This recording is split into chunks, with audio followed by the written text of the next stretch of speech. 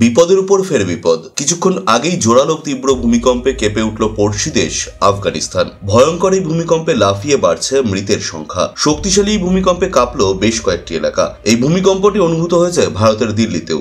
বিভিন্ন এলাকায় বিশাল ফাটল, লাফিয়ে বাড়ছে মৃতের সংখ্যা। প্রচুর বাড়ি ধসে পড়েছে, ধ্বংসাবশেষের নিচে চাপা পড়েছে বহু মানুষ।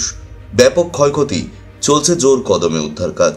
গোটা এলাকা জুড়ে ব্যাপক আতঙ্কের সৃষ্টি হয়েছে।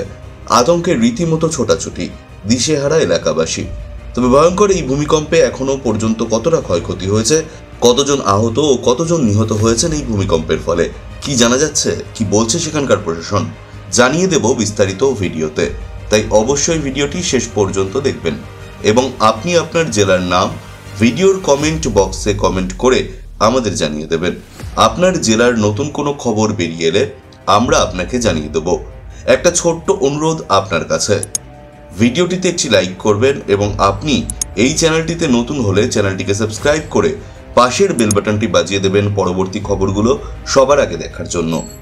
প্রকৃতির তাণ্ডবে বিপর্যস্ত আফগানিস্তান, লাফিয়ে লাফিয়ে বাড়ছে মৃতের সংখ্যা। ইতিমধ্যে 610 পার করে গিয়েছে মৃত্যু।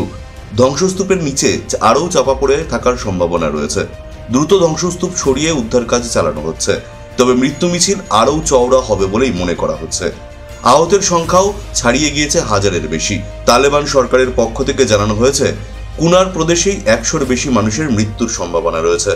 পাহাড়ি ও দুর্গম এলাকায় উদ্ধার কাজ চালাতে একটি সমস্যায় পড়তে হচ্ছে উদ্ধারকারী দলকে। আফগানিস্তানে ভয়াবহ এই ভূমিকম্পে ধ্বংসস্তূপের নিচে চাপা পড়ে গিয়েছে অসংখ্য গ্রাম। ফলে মৃত্যু মিছিল আরও বাড়বে বলেই মনে করা হচ্ছে।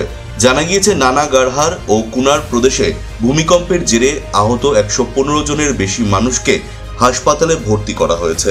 পাশাপাশি আরও বিভিন্ন জায়গা থেকে 800-এর বেশি মানুষকে হাসপাতালে ভর্তি করা হয়েছে। বেশ কিছু স্থানে ভূমিধস ও বন্যার কারণে আকাশপথে ছাড়া উদ্ধারকারী দল পৌঁছতে পারছে না।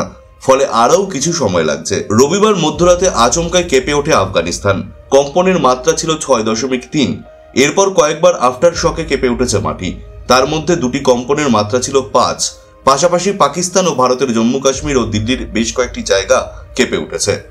ন্যাশনাল সেন্টার ফর সিসমোলজি সূত্রের খবর, কম্পনের কেন্দ্রস্থল ছিল আফগানিস্তানের জালালাবাদ থেকে 27 কিলোমিটার উত্তর পূর্বে এবং মাটি থেকে প্রায় 8 কিলোমিটার গভীরে।